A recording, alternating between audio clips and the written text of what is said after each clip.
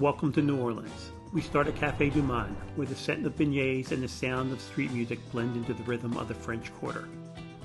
Just beyond the powdered sugar sidewalks, we step into Dutch Alley, a quiet passage through time in the heart of the French market. Nearby, Michelle perches barefoot on a fountain ledge, young and modern, bridging past and present with a quiet grace.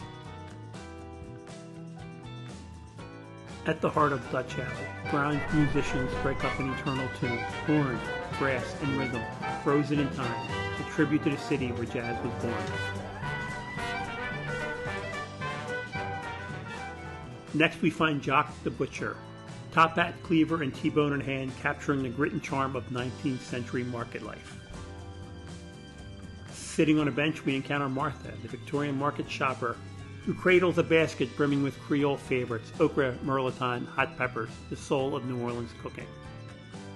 Our walk ends at the Golden Joan of Arc, Joanie on the pony, gift from France, guardian of the quarter, and symbol of fierce resilience.